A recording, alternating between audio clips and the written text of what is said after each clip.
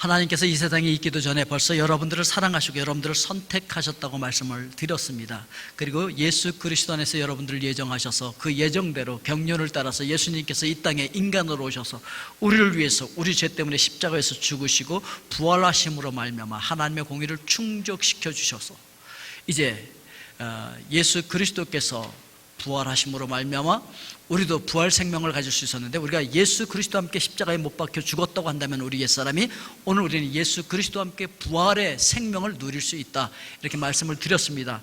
자, 이렇게 부활하신 예수 그리스도께서 40일 동안 이 땅에 머무시다가 승천하셨다라고 성경은 오늘 이야기를 하고 있습니다. 먼저 우리가 기억해 봐야 할 것은, 역시 부활도 계속해서 신구약 성경에서 이야기하다 부활 사건 막 일으켰던 것처럼 승천도 굉장히 중요하기 때문에 승천에 대한 것도 성경에 보니까 신구약에서 계속 이야기를 합니다. 특히 믿음의 조상들이 누렸던 그 승천과 그 승천의 그 소망을 우리가 생각을 해볼 수가 있는데, 먼저 에녹이 승천을 누렸잖아요. 인류 역사상 가장 먼저 승천한 사람이 바로 이 에녹이었었는데, 창세기 5장 24절에 보니까 에녹이 하나님과 동행하더니 하나님이 그를 데려가심으로 세상에 있지 아니하였더라, 이렇게 말씀하고 있어요. 그러니까 에녹은 뭐 하는 사람이었었다고요? 하나님과 동행하는 사람이었대요. 여러분들도 하나님과 동행하실 수 있기를 주님의 이름으로 축원드립니다. 그럼 어떻게 하는 것이 하나님과 동행하는 삶일까? 모르실까봐 성경이 또 이렇게 친절하게 얘기하고 있어요. 히브리서 11장 5절에 보니까 이 히브리서 11장은요 믿음의 선진들에 대해서 쭉 기록을 하고 있는데, 이렇게 기록하고 있어요. 11장 5절에 믿음으로 에녹은 죽음을 보지 않고 옮겨졌으니 하나님이 그를 옮기심으로 다시 보이지 아니하였느니라. 그는 옮겨지기 전에 하나님을 기쁘시게 하는 자라 하는 증거를 받았느니라. 뭐 하는 자였다고요? 하나님을 기쁘시게 하는 자였대. 구약에서는 어떻게 표현했다고? 이거를 하나님과 동행했다라고 표현했는데, 하나님과 동행했다, 그거를 신약에서는 어떻게 표현했어요? 하나님을 기쁘시게 했다. 그러니까 오늘 여러분들이 하나님과 동행하려면 오늘 매 순간 어떻게 하면 된다고? 하나님을 기쁘시게 하면 된다는 거예요. 그러니까 나의 기쁨을 선택하는 것이 아니고 매 순간 누구의 기쁨을 선택하면? 하나님의 기쁨을 선택하면 누구와 동행하는 거라고요? 하나님과 동행하는 거다, 이렇게 설명을 하고 있는 것이죠. 그러니까 오늘 우리가 하나님과 동행하고 싶다면 매 순간 뭘 선택하면 된다고요? 나의 기쁨이 아니라 하나님의 기쁨을 선택하면 돼. 하나님을 기쁘시게 하는 걸 내가 선택하면 하나님과 동행할 수가 있다는 것이죠. 그럼 여러분들도 에녹 같은 그런 축복을 누리게 될 줄로 믿습니다. 자, 에녹만 승천을 누린 것이 아니었어요. 엘리야도 승천을 누린 선지자였었습니다. 그 당시에 하나님을 믿기가 굉장히 어려운 시대적인 그런 상황 가운데 있었어요. 그 하나님을 믿는 사람들이 거의 없는 거예요. 바알, 아세라 이런 신상에만 절하고 흐름이, 그래서 흐름이 그런 가운데서 생명을 내걸고 여호와 하나님을 증거하잖아요. 그래서 생명의 위협을 느껴서 막 도망가기도 하고 그랬었잖아요. 그런데 이렇게 생명을 걸고 여호와를 믿고 선포하고 하는 이 엘리야를 하나님께서 기뻐하셨다고요. 엘리야의 하나님이 되는 걸 부끄러워하지 않으셨다라고 성경은 이야기하고 있는데, 그래서 하나님께서는 그의 제자 엘리사가 보는 앞에서 엘리야를 하늘로 들어 올립니다. 그래서 열왕기하 2장 11절에 보니까 두 사람이 길을 가며 말하더니 불수레와 불말들이 두 사람을 갈라놓고 엘리야가 회오리 바람으로 하늘로 올라가더라.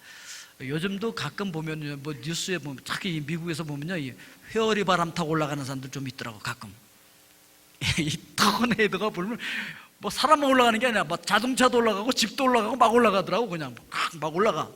문제는 올라가다 떨어져서 문제지. 그렇죠?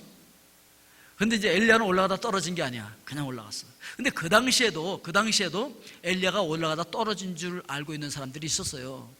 그러니까 이제 엘리사가 그 엘리야의 옷 떨어진 거를 가지고 그냥 요단강을 치니까 진짜 와우, 막 물이 갈라졌잖아요. 엘리야처럼 와 신나서 돌아왔어요. 엘리야가 능력에 얼마를 구했다고? 갑절을 구했었다 그랬잖아요. 돌아왔을 때 제자들이 뭐라고 하냐면, 여기 지금 그 날쌘 사람들, 그 준비된 사람들 50명 있으니까 가서 엘리야 시체 좀 찾게 해달라고. 왜냐면 올라가다 떨어졌을 것 같으니까. 회오리 바람 타고 올라가다가 떨어졌으면 어디 있을 거 아니냐. 그러니까 좀 가서 찾게 해달라. 글쎄 찾을 필요 없다니까. 그래도 찾게 해달라고 하도 사정하니까 그럼 찾아봐. 없다니까 갔다니까. 그런 거예요. 그래서 가서 찾아봤는데 없지 뭐. 왜? 가셨으니까. 하나님께서 들어 올리셨으니까. 뭐 토네이도 타고 올라가다 떨어지는 거 그런 게 아니라는 거죠. 하나님께서 들어 올렸어. 아마 엘리사가 엘리야 가까이 붙어 있었다면 아마 같이 올라갔을 거야. 회오리바람 타고. 그런데 그럴까봐 하나님께서 불말과 불병거로 그 딱 사이를 갈라놔갖고서 접근을 못하게 해가지고서 이제 엘리야만 올라간 거잖아요. 이렇게 이제 엘리야가 승천한 장면이 성경에 이야기되고 있습니다. 오늘 여러분들도 그런 승천의 소망 가운데 살아갈 수 있길 주의 이름으로 축원드립니다.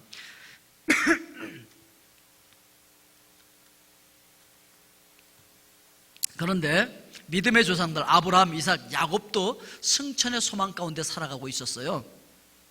히브리서 11장 8절에 보니까 믿음으로 아브라함은 부르심을 받았을 때에 순종하여 장래 유업으로 받을 땅에 나아갈새 갈 바를 알지 못하고 나아갔으며.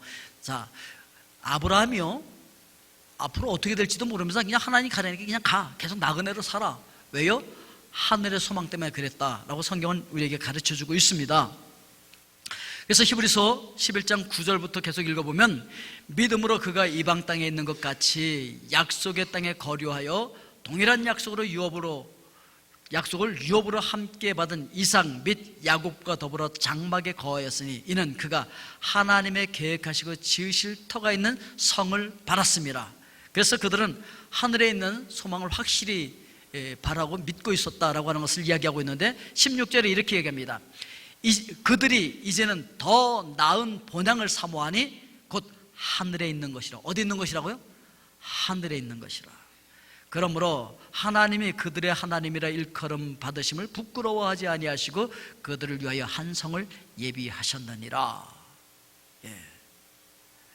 하나님께서 하늘 집을 이렇게 마련하고 있는데 통 믿어주지 않으면 부끄럽잖아. 저것들은 믿어주지도 않는데 내가 여기서 이렇게 열심히 준비하고 있단 말이야. 주님께서 이렇게 말씀하셨어요. 내가 가서 너희들을 위해서 있을 거처를 마련할 것이다. 그리고 다 완성되면 데리러 올게. 근데 안 믿고 있으면 그거 얼마나 허전하겠어요, 여러분. 그런데 아브라함, 이삭, 야곱은 그거 믿었다는 거죠. 그래서 이 땅에다 소망을 두지 않고 하늘에 소망을 두고서 살아갈 수가 있었다. 이렇게 얘기를 하고 있는 것입니다. 야곱이요, 하루는 이렇게 쫓겨가다가 광야에서 잠들었을 때 꿈에 하늘을 봅니다. 창세기 28장 12절에 보니까 꿈에 본즉 사닥다리가 땅 위에 서 있는데 그 꼭대기가 하늘에 닿았고 또 본즉 하나님의 사자들이 그 위에서 오르락 내리락 하고. 그래서 오늘 여러분들도 이 승천의 꿈을 가지고 살아가실 수 있길 주의 이름으로 축원드립니다. 하늘에 대한 소망을 가지고 살아가는 것이죠. 자, 그럼 뭐 이렇게 구약에서만 뭐 사람들 올라가고 뭐 승천하는 이 얘기를 하느냐? 아니죠. 신약에서도 예수님과 제자들이 증언을 하고 있는데 먼저 예수님께서는요, 예수님 자신이 승천하실 것에 대해서 계속해서 예언을 하셨어요. 자, 이스라엘 백성들이 광야에서 먹고 산 것이 있었어요. 뭐 먹고 살았죠? 만나 먹고 살았어요. 하늘로부터 내려온 떡 만나를 먹고 살았었는데 그 만나 먹었던 사람들도 다 죽었다는 거예요. 그래서 예수님 뭐라고 말씀하시냐면, 자, 너희 조상들이 말이야 광야에서 하늘로부터 내려온 떡 그거 먹고도 다 죽었잖아. 그런데 사실은 그건 나를 예표한 거야. 내가 하늘로부터 내려온 떡이거든. 그런데 그들 조상들은 죽었지만 나를 먹는 사람들은 영원히 죽지 않고 살 거야. 이렇게 말씀을 하십니다. 그래서 요한복음 6장 57절에 보니까 살아계신 아버지께서 나를 보내심에 내가 아버지로 말미암아 사는 것 같이 나를 먹는 그 사람도 나로 말미암아 살리라. 뭐 이야기가 좀 곤란하죠. 58절에 이것은 하늘에서 내려온 떡이니 조상들이 먹고도 죽은 그것과 같지 아니하여 이 떡을 먹는 자는 영원히 살리라. 그런데 이 말이 이해가 되겠습니까, 여러분? 여러분들은 이해가 될지 모르겠는데 그 당시 이 말씀을 듣고 있던 그 백성들이 이해가 안 갔어. 도대체 못 믿겠다. 뭔 소리 하는 거야. 우리 조상들이 그래 광야에서 만나 먹은 건 내가 이해. 그건 알겠어. 근데 지가 하늘에서 내려온 떡이래니 그걸 어떻게 믿어 우리가? 아니 뭐 저걸 먹으면 영원히 산다 이렇게 얘기하는데 그걸 어떻게 믿어? 그지? 막 속썩이고 막 그랬던 거야. 또 마음으로도 막 의심하고 그랬던 것 같아요. 그래서 예수님께서 뭐라고 말씀하시냐면, 그렇게 어렵니? 그렇게 못 믿겠니? 그러면 말이야, 내가 왔던 그곳으로 다시 올라가는 건 너네들이 두는 똑바로 뜨고 보면 어떡할 거야? 이렇게 물어보십니다. 제 얘기가 아니고 성경에 이렇게 나와 있어요. 그래서 요한복음 6장 62절에 보니까 그러면 너희는 인자가 이전에 있던 곳으로 올라가는 것을 본다면 어떻게 하겠느냐 이렇게 말씀하고 있는 것이죠. 그러면서 뭐라고 말씀하셨냐면은 계속 가시는 것과 연결시켜서 너희들 말이야 그렇게 믿음 없이 그러지 말고 믿으면 어떻게 되는 줄 알아? 나와 같은 일도 하고 나보다 더 큰 일도 할 수 있을 거야. 왠 줄 알아? 내가 아버지께로 가기 때문에 그런 거야 라고 이야기를 하시는 거죠. 그래서 요한복음 14장 12절에서 이제 그렇게 말씀을 하십니다. 그런데 사실은 말이에요, 이 제자들이 예수님의 뒤를 이렇게 쫙 따라다니면서 그랬던 이유가 뭘까요? 아니, 바꿔서 여러분들이 열심히 예수 믿고 열심히 예배드리고 그렇게 하는 이유는 또 뭐예요? 여러분들이 열심히 예배드리고 신앙생활하는 건 그 당시 열심히 제자들이 예수님을 따라다녔던 거하고 좀 다를까요? 좀 비슷할까요? 그 당시 제자들은 왜 따라다녔냐면 저 예수 따라다니면 출세하겠지? 먹고 사는 데는 지장이 없어. 수많은 군중들이 예수님을 왜 왕으로 삼기 원했는지 알아요? 오병이어의 기적을 보고 와, 예수 따라다니면 하여튼 먹고 사는 데는 걱정이 없겠다 하여튼 그런 생각했어요. 어머, 병도 막 고치네. 와, 저분 따라다니고 저분을 왕으로 삼으면 하여튼 이 세상에서 하여튼 끝내주게 먹고 산다. 명예도 없고 높아진다. 그리고 이제 예수님께서 막 그냥 예루살렘으로 올라가는 거 눈치 보니까 이제 거의 이제 끝날 때가 된 것 같아. 이제 왕으로 등극하실 때가 된 것 같아. 막 그러니까 그 다음에 막 눈치 보기 시작. 지금까지는 그냥 그래도 어느 정도 이렇게 관계를 잘 유지해왔던 제자들이 막 그냥 눈치 싸움을 하면서 서로 싸우고 시기 질투하는 거야. 누가 높아지냐 막 이래갖고 어떤 사람들은 막 그냥 어머니까지 동원해서 막 치맛바람 불면서 서로 높아지려고 하고 막 이렇게 싸움판이 벌어지는 거야. 왜? 예수님 덕분에 좀 한몫 잡고 잘 살고 잘 되고 싶었거든. 자기들이 높아지고 싶었거든. 그런데 예수님께서 이 땅에서 뭐 하는 게 아니라 가신다고 그러는 거야. 가신다고, 올라갔다고 얘기하는 거야. 아니 뭐 닥쳤던 게 지붕 쳐다보는 격이지 그냥 가신단 말이야. 너무 속이 상한 거야. 섭섭하기도 하고 근심돼. 그럼 우리 지금까지 뭐 한 거야? 우리 인생 이게 3년 동안 투자했는데 헛투자한 거야 이거? 뭐 이런 생각이 들기 시작하면서 막 마음이 편하지가 않은 거야.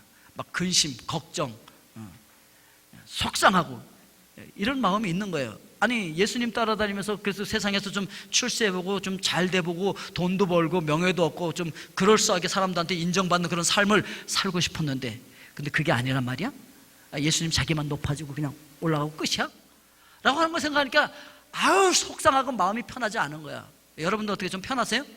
예수님이 그냥 높아지시고 우리는 그냥 땅에 있고.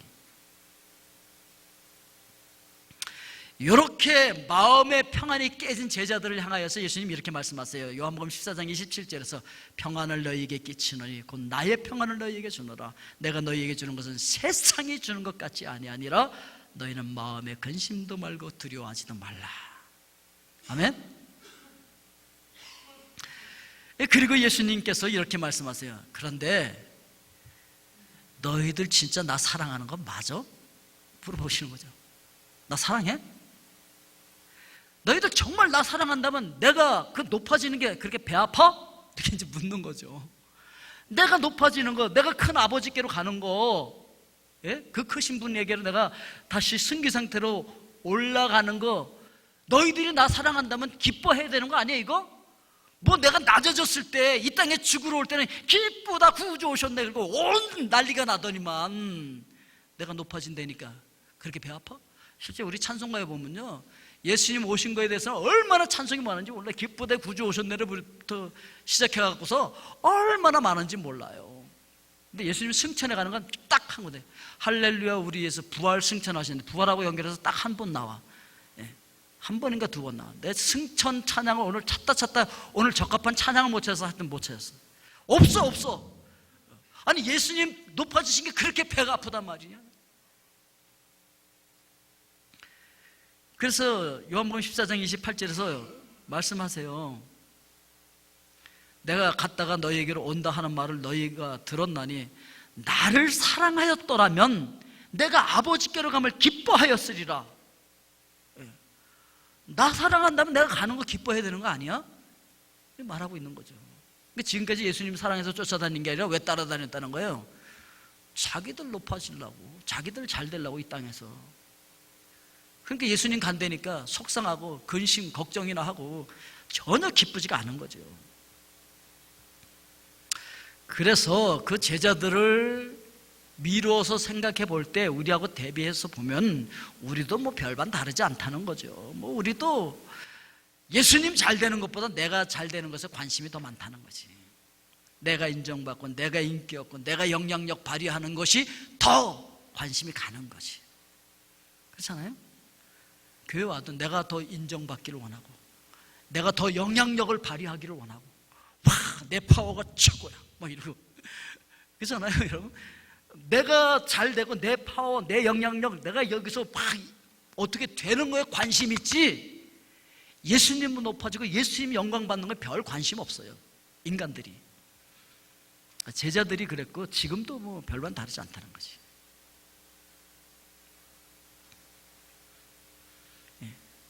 그래서 기뻐해야 되는 그들이 요한복음 16장 6절에 보면 이렇게 말하고 있어요. 도리어 내가 이 말을 함으로 너희 마음에 근심이 가득하여 또 다. 아니 내가 높아진다는데 그렇게 근심되냐? 그 얘기죠. 그러면서 아직도 자꾸 그 낮은 곳에 나를 붙들어 두고 싶으니 나 올라가야 돼 이렇게 말씀하고 있는 것이죠. 요한복음 20장 17절에 보니까 예수께서 이르시되 나를 붙들지 말라 내가 아직 아버지께로 올라가지 아니하였노라. 그러니까요 여러분 예수님 다시 오실 거예요. 걱정하지 마십시오. 예수님 다시 오십니다. 그러나 지금 우리는 예수님 높여드리고 영광 받으시도록 이렇게 해야 할 줄로 믿습니다. 그리고 주님께서 다시 오신다니까요 반드시.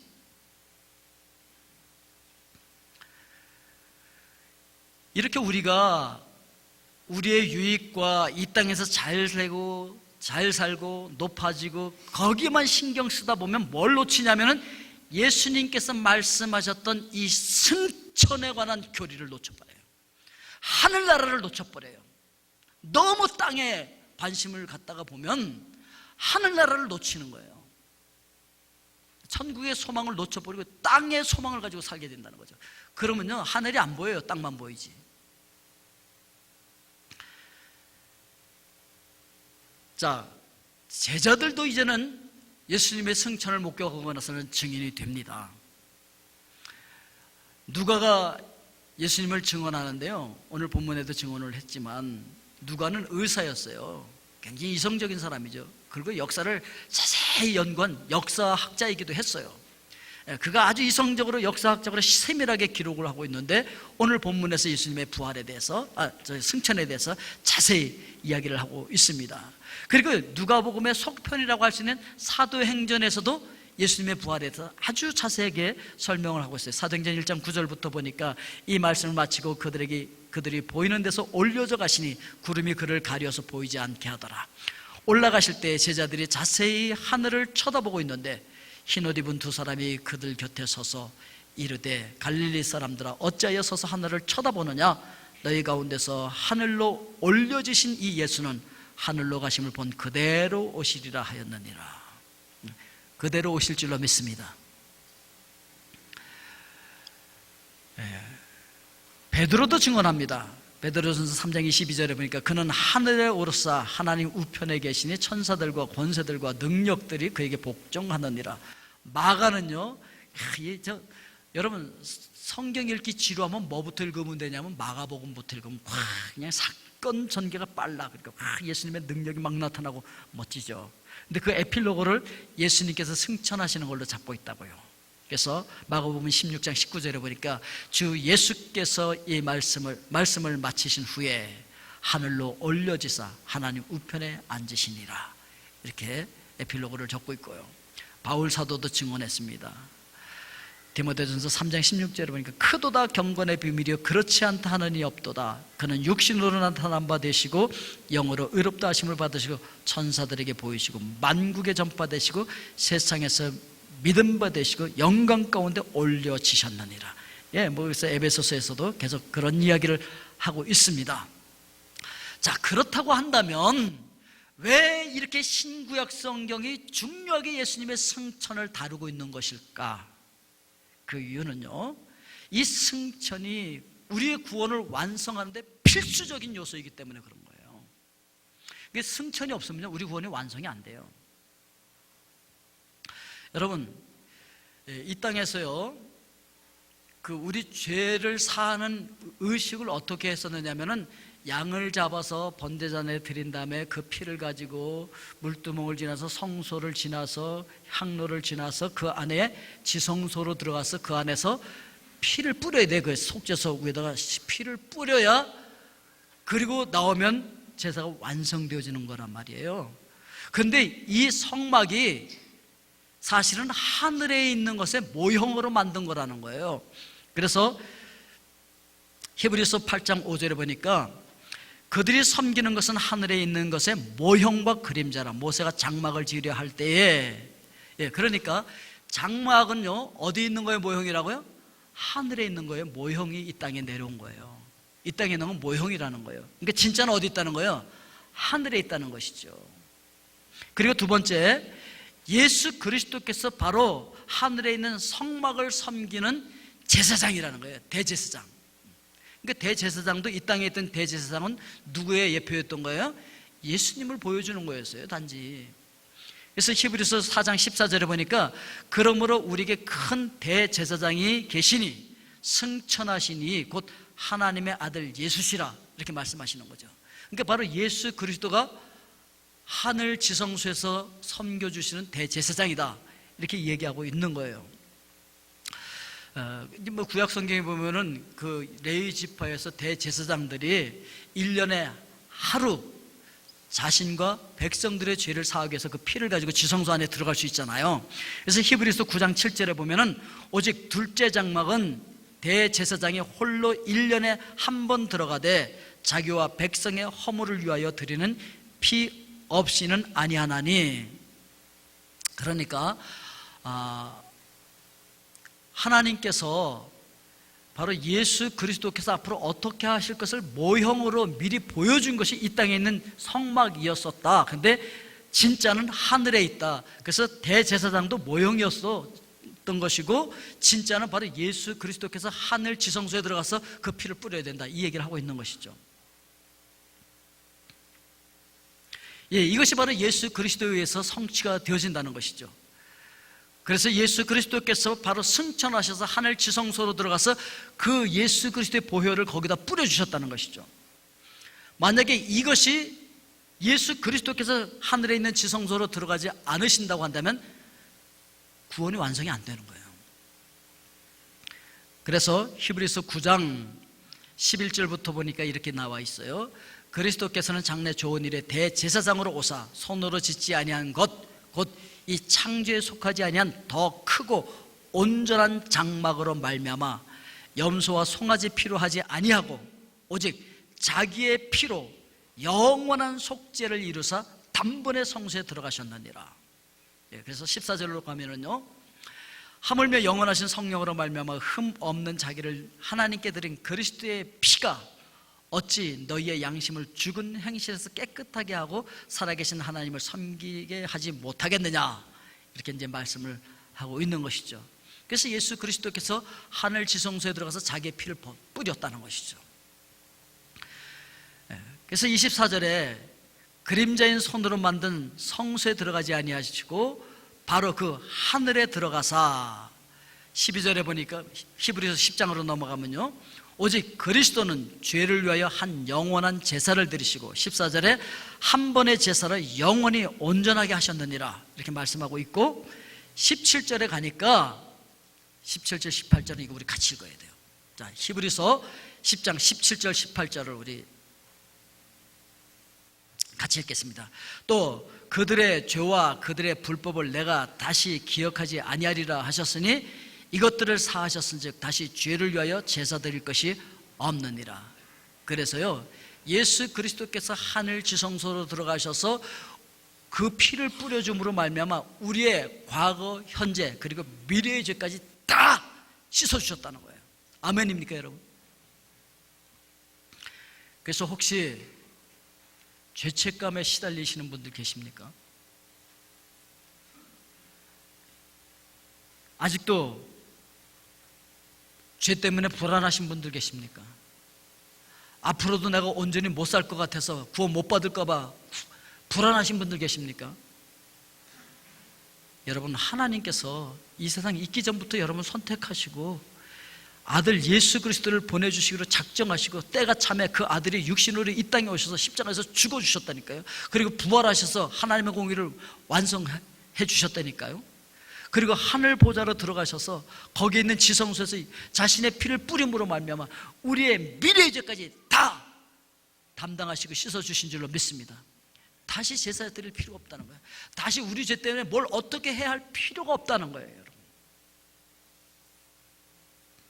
그렇기 때문에 여러분 죄 때문에, 여러분 실패 때문에, 여러분 자격 없음 때문에 죄책감에 시달릴 필요 없습니다. 이제 그 대신에 여러분 자신에게 이렇게 선포하십시오. 예수 그리스도께서 승천하셔서 하늘 지성소로 들어가셔서 내 죄를 위해서 그 보배로운 피를 뿌려주셨다. 나의 과거, 현재, 미래의 죄까지 다 사하여 주셨다. 이렇게 여러분 자신에게 선포하실 수 있길 주의 이름으로 축원드립니다. 이거 선포하셔야 돼요, 여러분. 더 이상 시달리지 마십시오. 다시 뭐 이 죄 때문에 어떻게 해야 할 필요 없어요. 다시 뭐 양을 잡아야 할 필요도 없어요. 예수님께서 단번에 이걸 해결해 주셨다라고 성경이 이야기를 하고 있는 것입니다. 결론적으로 말씀을 드리면은 부활하신 대제사장이신 예수 그리스도께서 이제 축복하시고 승천하시는 것으로 누가복음은 끝이 나요. 그렇죠? 하늘로부터 이 땅에 성육신 하셔서 이 땅에서 하신 일을, 그 하실 일을 완전히 마치시고, 그리고 말씀하신 대로 승천하셔서 하늘 보좌 우편에서 우리 죄를 사하시고 그 보배로운 피를 뿌리시고 우리를 위해서 지금도 중보하고 계시는데, 여러분 그렇게 함으로 말미암아 이제 우리에게도 승천의 소망을 주셨다는 거예요. 그리고 사실 영어로 우리는 이미 하나님과 함께 하늘 보좌 우편에 앉아있는 자들이 된 거예요. 왜냐하면 그분과 하나가 되었기 때문에. 그런데 많은 사람들이 나 같은 죄인이 어떻게 그 하나님 앞에 설 수 있을까? 나 같은 죄인이 어떻게 그 하나님의 거룩하신 보좌 앞으로 임재 안으로 들어갈 수 있을까? 걱정하시는 분들이 많아요. 난 아니야, 이렇게 생각합니다. 여러분 걱정하지 마십시오. 하나님의 시각, 하나님의 관점에서 인간들을 바라보면요, 인간들은 다 똑같은 존재들이라니까요. 하나같이 다 죄인들이에요. 여러분 그거 아십니까? 뭐 어느 순간 나는 거듭나서 하나님 만났어요, 난 뒤집어졌어요, 그래봤자 죄인이에요. 그거 아십니까, 여러분? 다 똑같아요. 그 재래식 화장실에 가면은 그 여름철에 재래식 화장실에 우글거리는 것들 있잖아요. 그것들이 어떤 놈은 좀 더 뒤집어 썼고 어떤 놈은 그래도 그 옆에 골짜기에 내려가서 그 물에다 목욕하고 오려고 뭐 그래요. 그래 봤자 다 똑같아요. 우리가 보기에는 지들끼리 보기엔 더 뒤집어 썼네, 난 목욕하고 왔거든, 뭐 이럴지 몰라도 우리 눈에는 다 똑같아. 하나님 눈에는 모든 사람은 다 죄인이에요. 다 진노를 받아야 돼요. 다 지옥가에 마땅한 존재들이에요. 어느 하나 나은 존재가 없다는 거예요. 그런데 예수님께서 십자가에 죽으시고 부활하시고 승천하셔서 그 보배로운 피를 하늘 지성소에 들어가서 그 피를 뿌려주심으로 말미암아 우리 과거 현재 미래의 죄가 다 사하여지고 깨끗해진 줄로 믿습니다. 이걸 믿음으로 받아들이는 자들이 구원받는 거예요, 여러분. 이게 믿어지면 구원받는 거라고요. 히브리서 10장 19절 20절에 보면, 그러므로 형제들아 우리가 예수의 피를 힘입어, 뭘 힘입어? 예수의 피를 힘입어야지 나의 행위를 힘입어 내가 뭐 어떻게 돼서? 아니요.